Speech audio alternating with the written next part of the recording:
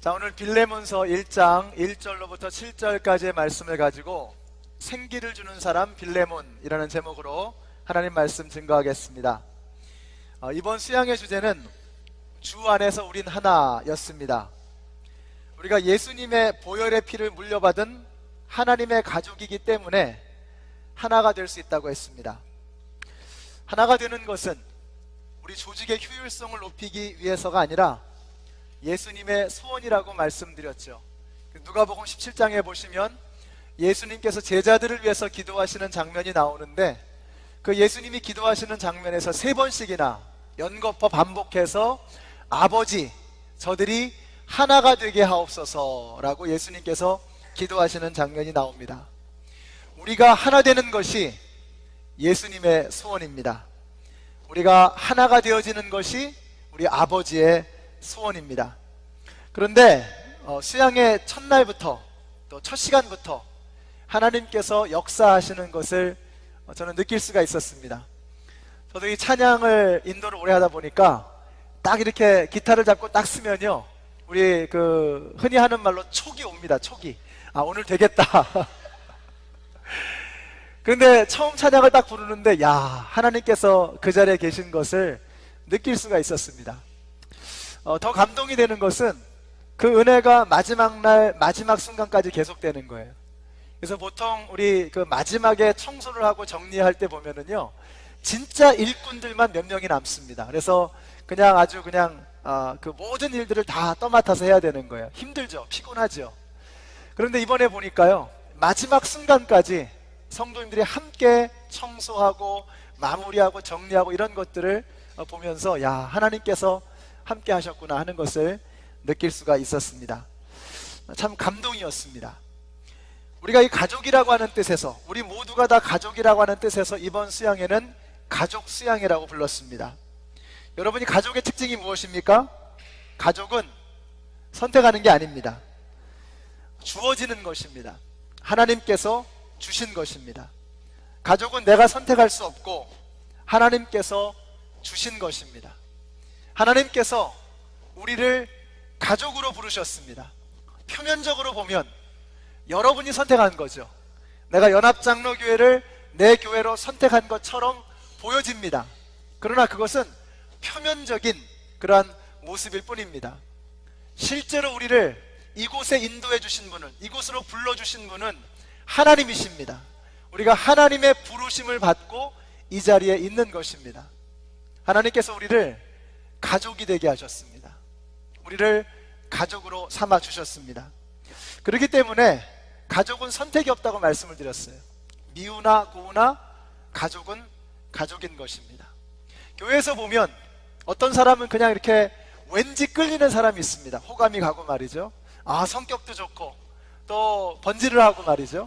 왠지 이렇게 호감이 가는 사람이 있습니다. 근데 어떤 사람은요, 그냥 뒤통수만 봐도 기분이 나쁜 그런 사람도 있어요. 그럴 수밖에 없습니다. 다양한 사람들이 있으니까 말이죠. 그런데 하나님께서, 실수가 없으신 하나님께서 우리 모두를 다 가족으로 부르셨다는 것입니다. 가족으로 부르셨기 때문에 우리는 서로 미우나 고우나 하나가 되어져 가는 것입니다. 하나님께서 우리를 가족으로 불렀다는 이 사실을 여러분 잊지 않으시는 여러분들이 되시기를 바랍니다.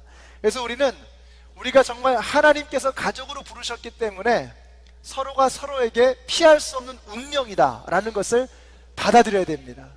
이것을 받아들일 때 우리는 하나가 되어질 수 있습니다.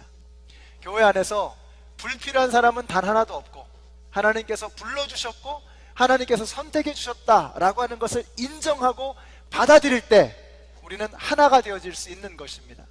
저 사람은 교회에 필요한 사람이고 이 사람은 필요가 없고, 이것을 내가 선택하기 시작하면 하나됨은 물 건너간 것입니다. 우리는 하나님께서 불러주신 하나님의 가족이라고 하는 것을 믿으시는 여러분들 모두가 되시기를 바랍니다. 그래서 다시 한번 우리 수양회 때 서로 이렇게 축복해 주셨는데요, 다시 한번 이렇게 축복하겠습니다. 당신은 나의 피할 수 없는 운명입니다. 말씀해 주세요. 서로에게. 당신은 나에게 피할 수 없는 운명이다.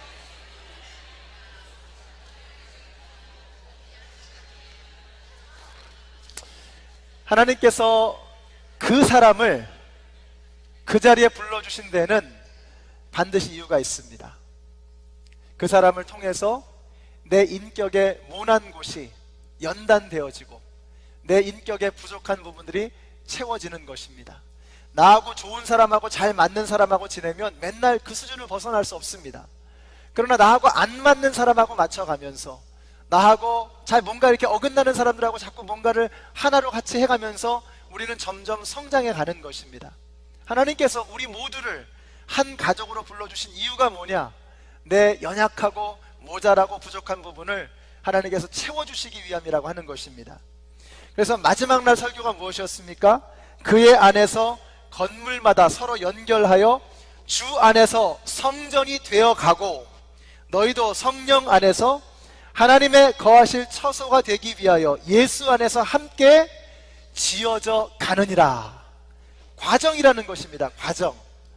한두 번의 어떤 행사로 그냥 되어지는 일이 아닙니다.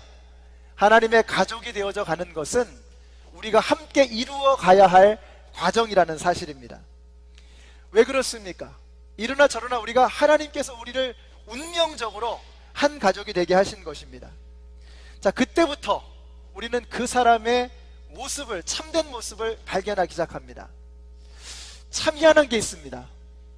내가 그렇게 싫어하는 사람도, 야, 정말 이 사람은 어디에 있을까? 어디를 봐도 마음에 드는 구석이 없는 그런 사람도 그 사람을 좋아하는 사람이 있더라는 것이죠. 여러분 그런 경험 없으세요? 정말 그 사람은 아니에요. 어디를 봐도 그 사람은 아니야. 그런데 그 사람 좋다는 사람이 있는 거예요. 그 말은 무엇입니까? 내가 그 사람의 참 가치를 보지 못한 겁니다. 내 시야가 너무 좁아서, 내 눈이 너무 얄팍해서 그 사람의 참된 가치와 아름다움을 발견하지 못한 겁니다. 누군가는 그 사람의 그 아름다운 모습을 발견하고 그 사람 좋다고 칭찬하는 사람이 있다는 거예요. 우리가 시야를 넓혀야 합니다. 시선을 넓게 봐야 합니다. 그래서 그 사람의 아름다운 모습, 그 사람의 멋스러움을 발견해 나가는 것입니다. 그런 과정을 통해서 우리는 하나가 되어져 가는 것이죠. 함께 성전으로 지어져 가는 것입니다. 오늘 여기 계신 모든 성도님들이 좁은 시야를 탈피하셔서 넓은 눈으로 서로를 바라보시면서 그 사람 안에 있는 아름다움을 발견하시는 저와 여러분이 되시기를 우리 주님의 이름으로 축원합니다. 자, 그래서 우리가 이번에 지난 주일날 말씀을 듣고서요, 어떤 분이 저한테 그러세요. 지난 주일 설교가 너무 좋았는데 꼭 필요한데 이번 주일날 다시 한번 해주시면 안 되겠습니까? 그러시더라고요. 그러면 전 좋죠. 그런데 똑같은 말씀을 반복할 수는 없으니까 우리가 어떻게 하면 하나됨, 가족됨을 이루어갈 수 있을까 하는 말씀을 성경 속에서 찾아봤습니다. 하나님께서 이 말씀을 주시더라고요. 바로 빌레몬서의 말씀이었습니다. 그래서 이번 주와 다음 주에 걸쳐서 이 빌레몬서를 바라보시면서, 살펴보시면서 우리가 어떻게 하면 서로 사랑할 수 있고 용서할 수 있고 하나가 되어져 갈 수 있는가 하는 것을 살펴보려고 합니다. 이 빌레몬서는요, 원어로 보시면 335개의 단어로 이루어진 25절로 되어진 짤막한 한 장의 편지입니다. 굉장히 짧은 편지입니다. 그런데 이 짧은 말씀을 통해서 우리 성도들이 어떻게 살아가야 하는가를 일러주고 계십니다. 이것을 이른바 옥중서신이라고 부르죠. 감옥에서 쓴 편지라고 해서 옥중서신이라고 부릅니다. 옥중서신이기 때문에, 감옥에서 쓴 편지이기 때문에 저는 이 말씀에 더 신빙성이 있는 것 같아요. 여러분, 감옥에서도 외칠 수 있는 말이라면 믿을만하지 않겠습니까? 이 바울이라고 하는 사람은 감옥이 가둘 수 없는 사람이었습니다. 쇠창살이 막을 수 없는 사람이었습니다. 감옥에서도 여전히 예수님을 위해서 외칠 수 있는 사람이 바로 바울이었습니다. 그래서 이 편지를 보시면 내용은 굉장히 지극히 개인적인 내용입니다. 그리고 굉장히 짧습니다. 그런데도 어떻게 이 말씀이 성경 66권 중에 한 권으로 선택되어질 수 있었을까?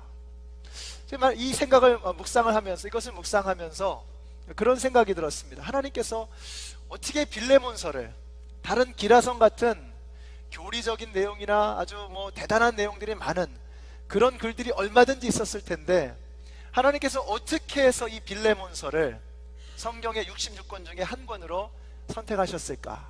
그 힌트가 오늘 본문의 1절 속에 나와 있습니다. 1절 말씀 보시면은요, 그리스도 예수 때문에 감옥에 갇힌 나 바울은 이라고 했습니다. 빌레몬서가 성경의 한 권으로 선택되어질 수 있었던 이유가 무엇인가? 이 편지를 쓴 사람이 그리스도 예수 때문에 갇힌 바 되어진 사람이었기 때문입니다. 우리는 여기서 진정한 의미의 권위와 영향력이 어디로부터 오는지를 발견하게 됩니다. 바울의 권위와 영향력이 어디서 오는 것입니까? 그가 사도라고 하는 직함을 가졌기 때문인가? 그가 공부를 많이 하고 열심히 살았던 사람이었기 때문인가? 전혀 그렇지 않습니다. 이유는 하나밖에 없습니다. 그가 예수 그리스도 때문에 감옥에 갇힌 사람이었기 때문입니다. 예수님을 위해서 자신을 희생하고 헌신한 사람이었기 때문입니다. 그래서 우리는 바울의 영향력과 리더십이 결국은 그의 섬김과 희생 속에서 온다는 것을 알 수 있습니다. 여기 목자들이 많이 계신데요, 우리 목자님들, 여러분이 영향력 있는 또 권위 있는 목자가 되기를 원하십니까? 그렇다면 여러분의 마음을 담아서 진심으로 섬기시기 바랍니다. 조건부가 아니라, 상황에 따라서 사람 봐가면서 섬기는 것이 아니라, 그런 거 따지지 말고 예수님처럼 섬기는 사람들이 되어주시기를 바랍니다. 그러면 여러분에게 세상이 줄 수 없는 권위와 영향력이 생겨나게 될 것입니다. 우리 장로님들 계십니다. 여러분이 권위 있는 장로님이 되기를 원하신다면 여러분 섬김을 받으려 하지 마시고 자신의 목숨을 내어놓는 헌신과 희생으로 다른 사람들을 섬기시기 바랍니다. 제 말이 아닙니다. 예수님의 말씀입니다. 우리 예수님께서 이렇게 말씀하셨죠. 우리 예수님이 오신 이유가 무엇입니까? 내가 섬김을 받으러 온 것이 아니라 섬기려 하고 많은 사람들의 대속물로 주려고 오셨다라고 했습니다. 인자에 온 것은 섬김을 받으려 함이라 아니라 섬기려 하고 많은 사람들의 대속물로 주려고 하셨다라고 하는 것이죠.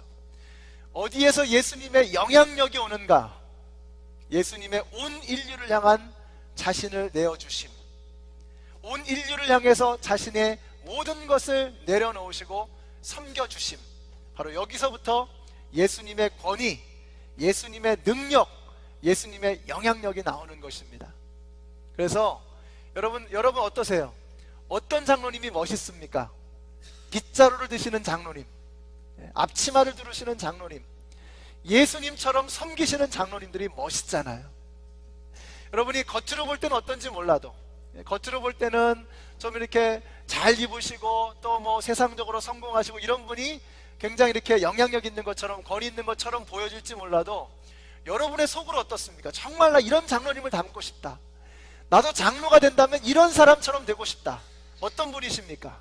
정말 예수님처럼 낮아져서 겸손한 모습으로 섬기시는 분들, 이런 분들이 정말 마음에 영향을 주는, 마음에 감동을 주는 영향력 있는 리더가 아닙니까?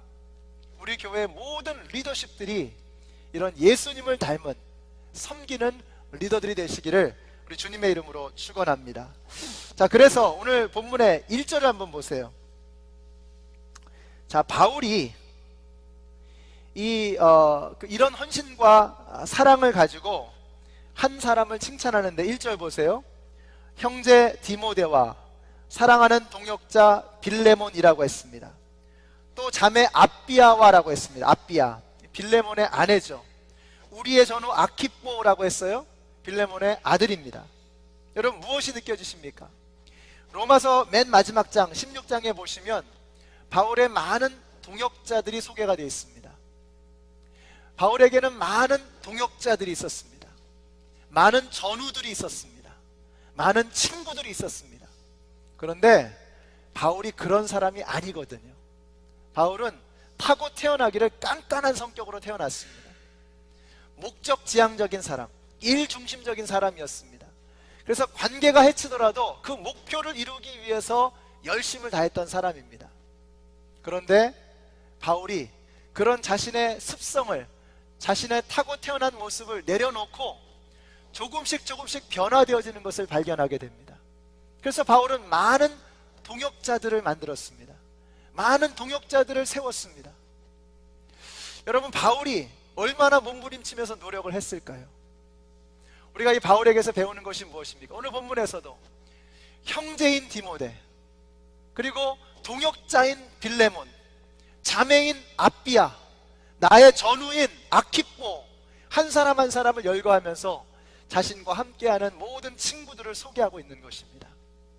그 한 사람 한 사람이 바울에게 너무나 소중했기 때문입니다. 바울이 생긴 대로 그렇게 살지 않았습니다. 자신의 약점을 극복하고 그것을 오히려 강점으로 만들었습니다. 그래서 우리는요, 생긴 대로 살면 안 됩니다. 내 연약함을 발견해야 됩니다. 여러분이 나무 판자떼기 몇 개를 붙여가지고 나무로 물통을 만들잖아요. 근데 그 물통을 만드는데 다른 건 다 성합니다. 근데 하나가 한 반밖에는 안 돼요. 짧은 거예요. 그럼 물이 얼마만큼 찹니까? 물통의 끝까지 차지 못하고 그 반밖에는 차지 못하는 거예요. 우리가 연약한 부분이 무엇인가를 볼 수 있어야 합니다. 특별히 그것이 관계에 관한 것이라면 그 연약함을 반드시 해결해야 됩니다. 은사가 중요하죠. 은사를 가지고 일해야 됩니다. 내 강점을 가지고, 내 장점을 가지고 일하는 것이 굉장히 효율적이고 좋지요. 그러나 은사와 함께 우리는 성령의 열매를 맺어야 합니다. 인격입니다. 인격이 바로 서지 못하면, 사람들과의 관계를 바르게 하지 못하면 우리는 하나님 앞에 크게 쓰임받을 수 없습니다. 칼이 좋으려면 칼집이 좋아야죠. 그렇지 않으면 나도 다치고 다른 사람도 다치게 하는 것입니다. 하나님께서 은사를 주셨다면 그 은사를 휘두를 수 있는, 사용할 수 있는 거기에 합당한 인격을 가져야 한다는 것입니다. 바울은 능력 있는 사람이었습니다. 많은 은사를 가지고 있었습니다. 그러나 그와 함께 그가 열매를 맺는 사람이 되기 위해서 몸부림쳤다는 거죠. 생긴 대로 살면 안 됩니다. 나는 원래 타고 태어나기를 그렇게 태어났어. 그럼 어쩌라는 겁니까? 우리가 주님의 일을 하려면 그 연약한 것을 극복할 수 있어야 돼요. 특별히 그것이 관계에 관한 것이다 라고 한다 그러면 반드시 그 문제를 해결해야 합니다. 그래서 여러분들이 관계에 성공하는 분들이 되시기를 바랍니다. 우리 인간 세상에 있어서요, 성공이 무엇입니까? 어떻게 성공합니까? 관계에 성공하면 그 사람 성공하는 겁니다. 근데 아무리 기술이 좋고 능력이 탁월해도 관계에 실패하면요, 세상에서 성공할 수 없습니다. 우리 자녀들이 관계에 성공하는 사람들이 되어질 수 있도록 여러분들이 그것을 가르치셔야 합니다. 여러분들이 관계에 성공하는 사람들이 되셔야 합니다. 사람들과 아름다운 관계를 맺고 좋은 관계를 맺는 것입니다. 다른 사람을 성공시켜주는 사람이 되기 위해서 애쓰는 것입니다. 여러분, 직장에서도 말이죠, 어떤 사람이 환영받습니까? 어떤 사람이 정말 리더로 세워질 수 있습니까? 다른 사람들을 성공시켜주는 사람이에요.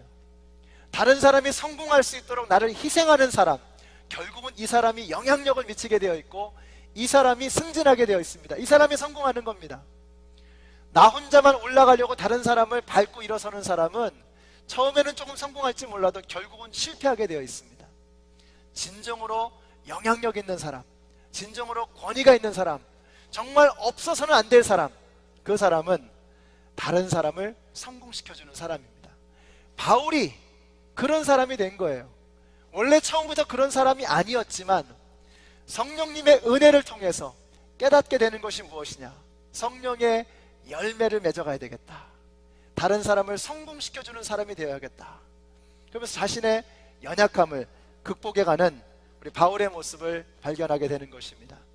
우리 연합장로교회 모든 성도님들이 다른 사람들을 성공시켜주시는, 다른 사람을 위해서 헌신하고 희생하셔서 그래서 진정한 영향력과 권위를 가지시는 여러분 모두가 되시기를 주님의 이름으로 축원합니다. 우리 연합장로교회가 정말 다른 사람을 성공시켜주는 영향력 있는, 권위 있는 교회가 되었으면 좋겠어요. 다른 사람들을 성공시켜주고 이 땅에 힘들고 어렵고 몸부림치고 또 고통당하는 그런 사람들을 돌봐주고 도와주는 그런 영향력 있는 교회, 권위가 있는 그런 교회가 되시기를 우리 주님의 이름으로 축원합니다. 우리가 생긴 대로 살면 안 된다 하는 거 여러분 기억하시고, 내가 원래 태어난 대로 그냥 그 모습 이대로 살다 죽겠다. 이건 그리스도인의 모습이 아닙니다. 그래서 우리 옆에 분들과 한번 축복해 주세요. 생긴 대로 살지 않겠습니다. 한번 말씀해 주세요. 예수님을 닮기 위해서 애쓰겠습니다. 자, 오늘 본문에서는요, 바울이 빌레몬을 칭찬하는데 뭐라고 칭찬하나요? 4절 보세요. 나는 기도할 때마다 그대를 기억하면서 언제나 나의 하나님께 감사를 드립니다. 이렇게 말씀하고 있습니다. 바울은 빌레몬을 생각하면 그냥 흐뭇하고 감사가 나오는 겁니다. 저는 여러분이 이런 분들이 되시기를 바라요. 생각만 해도 막 감사가 나오는 사람, 그 사람만 생각하면 흐뭇한 사람, 이런 사람들이 되시기를 바랍니다. 여러분이 그 사람 생각하면 정말 머리에 쥐가 나고 말이죠. 골치 아프고 마음이 답답해지고 이런 사람이 되면 안 되죠. 바울이 빌레몬을 생각할 때마다 감사가 넘쳐나는 거예요. 마음이 흐뭇해지는 것입니다. 여러분들이 그런 사람들이 되시기를 바랍니다. 그럼 빌레몬이 어떤 사람이었느냐? 세 가지를 보겠습니다. 빌레몬은요, 첫째로 영적인 균형 감각을 가지고 있었습니다. 5절 보세요. 나는 주 예수에 대한 그대의 믿음과 모든 성도에 대한 그대의 사랑에 관하여 듣고 있습니다. 빌레몬은 하나님을 향한 믿음이 있었습니다. 동시에 그는 다른 성도들을 향한 사랑이 있었습니다. 하나님을 향한 믿음과 성도들을 향한 사랑, 이 영적인 균형 감각이 빌레몬에게 있었다는 것입니다. 어떤 분은 하나님에 대한 믿음만 열심을 가지고 있습니다. 기도와 찬양과 예배는 열심히 하는데, 그런데 다른 사람들을 향한 사랑이 없습니다. 이것은 지극히 잘못되어진 태도입니다. 우리가 눈에 보이는 형제 자매를 사랑하지 못하면서 눈에 보이지 않는 하나님을 사랑한다는 것이 어떻게 가능하겠습니까? 하나님을 사랑하는 방법이 무엇입니까? 눈에 보이는 형제 자매를 사랑하는 것입니다. 바로 여러분 옆에 있는 형제 자매를 돌보아주고 사랑하는 것, 이것이 바로 하나님을 향한 사랑의 방법이라는 것입니다. 하나님을 향한 믿음과 성도를 향한 사랑은 서로 함께 되어질 때에 그것이 온전한 믿음이 되어질 수 있습니다. 둘 중에 하나를 잃어버리면 짝재기 믿음, 짝퉁 믿음이 되어지는 것입니다. 저는 여러분이 이 두 가지를 함께 갖추게 되시기를 축복합니다. 사도 베드로가 이렇게 말하죠. 우리 함께 읽습니다. 시작. 그러므로 여러분은 열성을 다하여 여러분의 믿음에 덕을 더하고 덕에 지식을 더하고 지식에 절제를 더하고 절제에 인내를 더하고 인내에 경건을 더하고 경건에 신도 간의 우애를 더하고 신도 간의 우애에 사랑을 더하도록 하십시오. 다른 거 다 잊어버리셔도 맨 처음과 맨 끝에가 뭐가 있는지를 보시면 됩니다. 처음에 뭐예요? 믿음을 말하고 있어요. 마지막이 뭐예요? 사랑을 말하고 있는 것입니다. 온전한 믿음은 믿음으로 시작해서 사랑으로 마무리되어져야 하는 것입니다. 믿음으로 시작해서 다른 것으로 끝나버리면, 미움으로 끝나버리면 그것은 용두사미입니다. 그것은 하나님께서 기뻐하시는 온전한 믿음이 아닙니다. 믿음과 사랑이 서로 짝을 이루게 되어질 때 그 균형 있는 믿음 생활, 균형 있는 신앙 생활이 우리에게 아름다움을 주는, 우리의 마음에 흡족함을 주는 온전한 믿음이 되는 것입니다. 저는 여러분에게 이 믿음의 균형 감각이 있게 되시기를 축복합니다. 오늘 여러분이 이 자리에 나오셔서 하나님을 향한 믿음의 눈을 새롭게 뜨게 되시기를 바랍니다. 하나님 만나셔야죠. 하나님을 경험하셔야죠. 그러나 거기서 끝나지 마시고 여러분이 받으신 그 믿음의 은혜, 여러분이 받으신 그 은혜를 여러분 옆에 계신 분들에게 나눠주시기 바랍니다. 하나님을 향한 믿음과 성도를 향한 사랑이 함께 짝을 이루게 될 때, 조화를 이루게 될 때 우리의 믿음은 견실하게 성장하게 되는 것입니다. 그러니까 오늘 여기서 은혜 받으신 분들 이제 어떻게 되겠습니까? 이제 예배 마치고 친교실로 내려가면서부터 벌써 막 흥분된 마음이 막 있어야 돼요. 들뜬 마음이 있어야 됩니다. 그분 정말 만나고 싶었는데 이렇게 만나게 돼서 너무 반갑습니다. 일주일 동안 당신이 보고 싶었습니다 하면서 막 서로 끌어안고 오버하는 겁니다. 오버하는 거. 이런 게 있어야 돼요. 너무 덤덤하지 마시고 막 그냥 끌어안고 말이죠. 우리 여자분들 보면 막 좋다고 막 이렇게 뛰면서 끌어안고 막 기뻐하시잖아요. 별로 좋아하지도 않으면서. 근데 우리 신앙생활에 좀 이런 오버가 있어야 돼. 오버가 있어야 돼. 여기서 받은 은혜를 우리의 삶의 자리로 캐리 오버하는 겁니다. 계속 가지고 가는 거예요. 그런 감격이 있어야죠. 여기서 하나님을 향해서 은혜 받고 예배 드리고 여기서 끝나버린다고 한다면 그것은 온전한 믿음이 아니라는 것이죠. 우리가 예배를 향해서 뭐라고 합니까? 예배를 두고 뭐라고 합니까? worship service다. worship service. 여기서 하나님을 worship하는 겁니다. 그 다음에 여기서 끝나면 안 돼요. 그것을 가지고 형제 자매를, 이웃을 serve하는 겁니다. 그래서 worship service가 되는 거예요. 온전한 예배는 무엇이냐? 하나님을 만나고 그 하나님으로부터 온 은혜와 감격을 내 주위 사람들에게 나눠주는 섬김으로까지 나아가야 되는 것입니다. 여기 계신 모든 분들이 월십으로 끝나지 마시고 서비스로까지, 섬김으로까지 나아가시는 저와 여러분이 되시기를 우리 주님의 이름으로 축원합니다. 자, 그래서 요한 1서 4장 12절에 보시면요, 지금까지 하나님을 본 사람은 없습니다. 그러나 우리가 서로 사랑하면 하나님이 우리 가운데 계시고 라고 했어요. 여러분, 하나님을 본 적 있으십니까? 우리가 어떻게 하나님을 경험할 수 있겠습니까? 우리가 서로 사랑하면 하나님이 우리 가운데 계시고 라고 했어요. 저는 여러분이 오늘 친교하실 때에 여러분의 친교의 자리에 하나님이 함께하게 되실 것을 축복합니다. 여러분의 친교하는 그 자리마다 하나님께서 함께 하시기를 주님의 이름으로 축복합니다. 어떻게 그런 일이 일어날 수 있어요? 서로 사랑하는 것입니다. 예수님의 사랑으로 서로를 섬기고 돌봐주고 사랑하게 될 때 그 자리에 하나님께서 함께 하실 것을 믿으시기 바랍니다. 자, 두 번째는요, 빌레몬에게는 계속적인 변화와 성장이 있었습니다. 6절 보세요. 그대의 믿음의 사귐이 더욱 깊어져서 우리 안에 있는 모든 선한 일을 그대가 깨달아 그리스도께 이르게 되기를 나도 기도합니다 라고 했어요. 빌레몬은 믿음의 성장이 있는 사람이었습니다. 사랑이 있었지만 그 사랑이 점점 더 깊어지는 것입니다. 예수님을 닮아가고자 하는 열망이 있었지만 시간이 갈수록, 세월이 갈수록 더욱더 예수님을 닮기 위해서 애쓰는 사람이었습니다. 믿음에는 성장이 있어야 합니다. 변화가 있어야 합니다. 여러분 어떠십니까?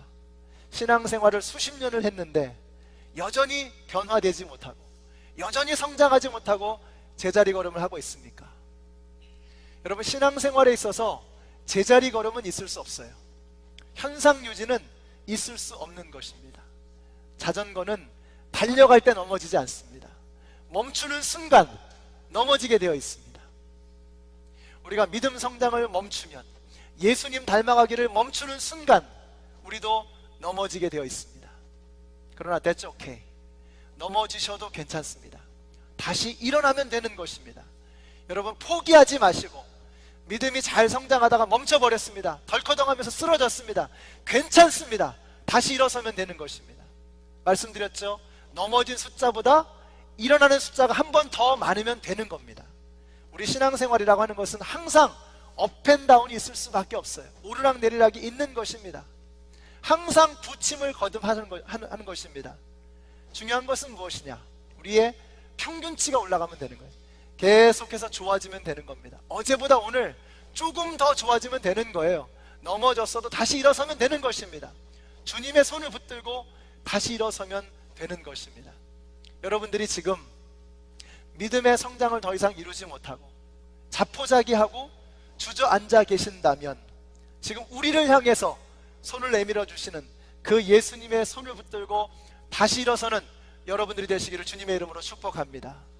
여러분이 주저앉아 있는 그 자리에서 멈추지 마세요. 다시 일어서기 바랍니다. 그래서 빌레몬처럼 계속적인 믿음의 성장을 이루어 가시는 우리 모두가 되시기를 우리 주님의 이름으로 축원합니다. 우리가 계속해서 믿음이 성장하기 위해서 필요한 것이 주일 예배입니다. 여러분이 1년 동안 예배를 안 드린다, 한번 생각해 보세요. 여러분의 믿음이 어떻게 되겠습니까? 완전히 망가져 버릴 것입니다. 또 우리의 믿음을 지탱해주는 중요한 것이 목장입니다. 목장. 나 혼자 계속해서 불타오를 수는 없어요. 그러나 불타오르는 사람들의 주변에 있을 때 나도 덩달아서 함께 불타오르는 것입니다. 내가 마른 장작과 같이 타오르지 못하고 그냥 젖은 장작이 되어서 축축하게 젖어 있다라고 할 때 불타오르고 있는 사람 곁에 있으면 나도 마르면서 타는 것입니다. 그래서 목장이 중요합니다. 내가 항상 고공행진을 할 수 없기 때문에, 항상 불타오를 수 없기 때문에 불타오르는 사람 주변에 있으면서 나도 함께 타오르는 것입니다. 목장을 통해서 우리의 믿음이 지탱이 되고 유지가 되고 성장을 하게 되는 것입니다. 그런데 우리의 목장 모임이 어떠해야 되느냐? 6절에 보시면 아주 중요한 말씀이 나와요. 6절에 보시면 뭐라고 되어 있습니까? 믿음의 사귐이라고 했어요. 믿음의 사귐. 사귐은 사귐인데 어떤 사귐이에요? 믿음의 사귐이라고 했습니다. 교제는 교제인데 어떤 교제예요? 믿음의 교제라는 겁니다. 사귐과 교제는 세상에서도 얼마든지 볼 수 있습니다. 술자리 가면 얼마나 그 뜨거운데, 얼마나 화기애애한데요. 분위기 얼마나 좋습니까? 향후에, 동창회, 또 이런 계모임 가면은 얼마나 분위기 좋습니까? 그러나 그런 교제, 그런 사귐으로 우리가 우리의 모든 것을 채울 수가 없는 거예요. 그것으로 인해서 우리의 삶이 행복해지지는 않습니다. 우리에게 어떤 사귐이 필요하냐? 믿음의 사귐이 필요합니다. 믿음의 교제가 있어야 합니다. 여러분의 목장이 어떤 모습이 되어야 하겠습니까? 목장이 잘 되려면 따뜻해야 한다고 말씀드렸어요. 그래서 서로 웃고 즐거워하고 기뻐하고 반가워하고 따뜻한 목장이 되어져야 합니다. 그러나 따뜻한 것만 가지고는 하나님의 역사가 일어나지 않습니다. 결국 하나님의 역사가 일어나려면 하나님께서 만져주셔야 해요. 그곳에 감사의 나눔이 있어야 합니다. 목장 모이시면 다른 거 하시기 전에 감사를 나누셔야 돼요. 내 삶 속에 한 주일 동안 감사한 것이 무엇이었나? 감사한 게 하나도 없는 것 같은데 나누다 보면 나옵니다. 하나님께서 어떻게 나를 돌봐주셨는지를 깨닫게 되는 거예요. 감사의 나눔이 있어야 합니다. 그리고 지난 주일날 설교 말씀을 가지고 어떻게 살았는가 하는, 내가 어떻게 씨름했는가, 어떻게 살다 왔는가 하는 이 몸부림을 함께 나눠야 됩니다. 그러면서 우리가 말씀으로 승리하는 사람이 되어져 가는 것이죠. 결정적으로 중요한 게 뭐냐면요, 기도의 응답이 있어야 합니다. 여러분의 목장에 기도의 응답이 있다면 역사가 나타나기 시작할 것입니다. 여러분이 기도의 응답을 받으려면 어떻게 돼요? 기도해야죠. 기도하려면 어떻게 돼요? 기도의 제목이 나눠져야죠. 기도의 제목을 구체적으로 나누셔야 됩니다. 그리고 제대로 진심으로 기도해야 됩니다.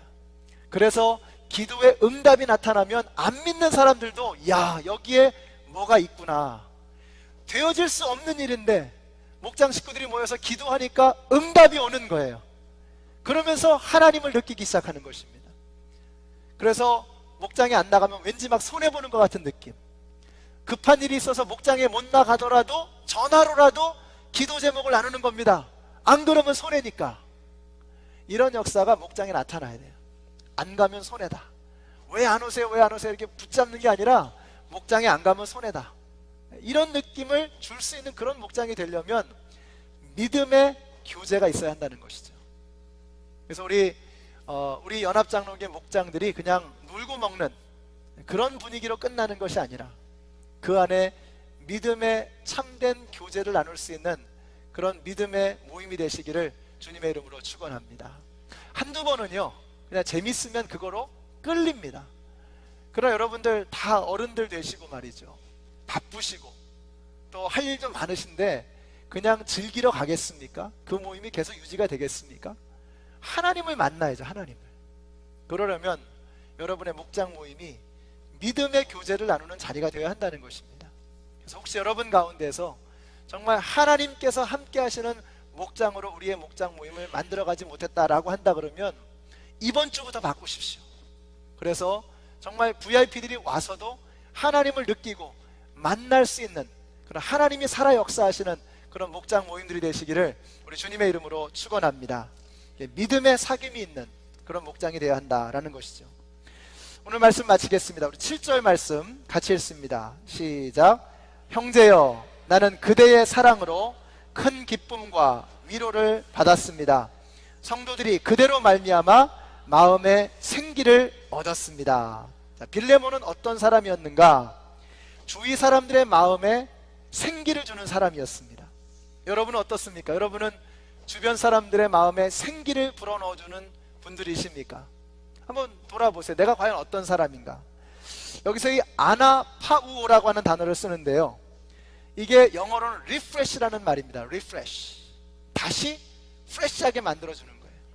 마음에 생기를 준다. 이것은 refresh 해주는 겁니다. 여러분으로 인해서 여러분 주변 사람들이 과연 다시 프레시해지는 그런 변화를 경험하고 있는가? 나 때문에 내 주변 사람들이 리프레시가 되고 있느냐 하는 것입니다. 여러분이 생기를 주는 사람이 되려면 어떤 사람이 되어야겠습니까? 먼저 생기로 충만한 사람이 되어야 합니다. 여러분이 먼저 예수님의 생명의 기운으로 충만한 사람이 되어야 내 주변 사람들에게 생기를 주는 사람이 되어질 수 있습니다.